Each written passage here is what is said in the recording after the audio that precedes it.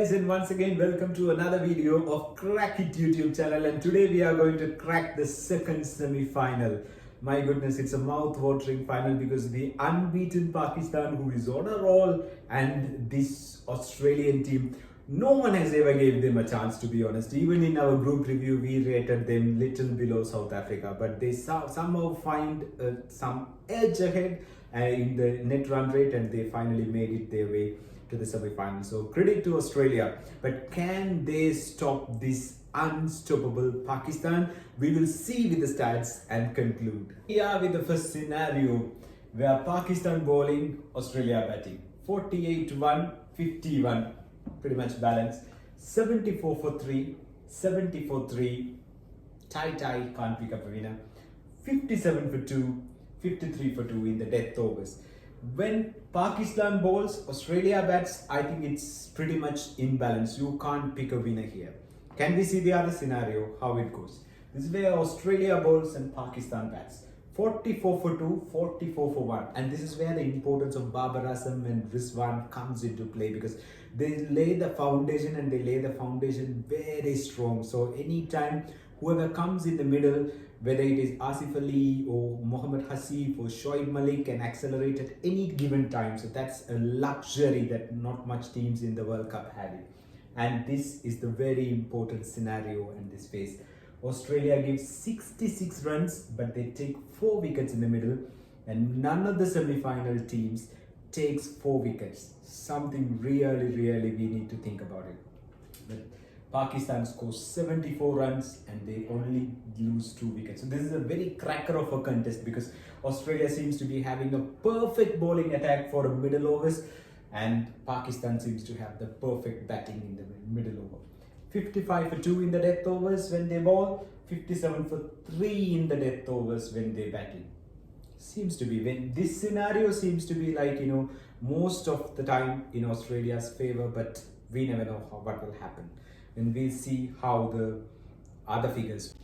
Here we are with another exciting slide, and for me this is the most fascinating slide of this entire analysis. Unlike the first semi-finalist, here we see a drastic difference, and I'll explain you what happens here. The blue one is Pakistan, the Australia is the orange one, and these figures are solely from the World T20 matches. And in the power plays, Australia has the upper hand. In the middle overs, still Australia has the upper hand. Comfortable, 10 runs, 15 runs. And here we can see the difference is almost close to 20 runs. But when it comes to depth, the most interesting happens. Pakistan surges where Australia collides. What we have done here is, we have only taken the innings which is completed, because Pakistan didn't bat 20 overs for the 2 to 3 matches, because they chased down the target way early. So that means that still votes for this, because they have a strong batting lineup. But this phase could be the deciding factor when it comes to the semi-final. Who knows? Maybe one session goes here and there, might be the difference, that might make the difference. And here comes the bowling figures. It's once again very exciting one. Pakistan, Australia. Pakistan, for the first, they give 16.795, that means like 17 runs for 1 wicket. Even they have Shaheen Afridi space, but still they give 17 runs, perfectly acceptable. And when it comes to spin, it's 22.4, maybe the lowest one amongst the semi-finalists. But remember, when we do the group review, we told Pakistan do not have the liberty or the luxury of having the genuine spinners. Maybe the Imad Wasim, Shadab Khans doesn't do the job perfectly as a perfect spinner or professional spinner. In contrast, Australia gives 17.34, almost same, because Cummins, Stark and Hazelwood does the job, but the Pakistan Quicks, they perfectly match.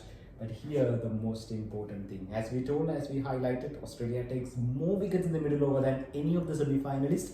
It's been evident here once again, because 9.09, Zampa does it well. Zampa tightened the screws perfectly. So can Pakistan stand here? That's a very important thing, because this is a serious upper hand for Australia at this point. asked for me to pick a victorious team in the second semi-final because they're like, matching up with each other perfectly. But if I have to pick one, maybe based on the stats, I would say it's Australia, because based on the stats, Australia goes, because and we have few concerns here because Pakistan is untested.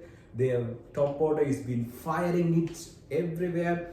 Hopefully they continue that, and Pakistan is having the momentum of 5 victories and they are on a roll. So when a team is in momentum on a big tournaments, especially high pressure tournament, definitely they do well. So Pakistan might do it, but Australia's stats seems to be better. It's very hard for me to pick one winner. So thank you for watching the video, and if you like it, please like, comment, share it and subscribe it, and we will soon come with the final World Cup final. When we see both winners of the semi-final, we will be able to bring you the final video. Thank you for watching.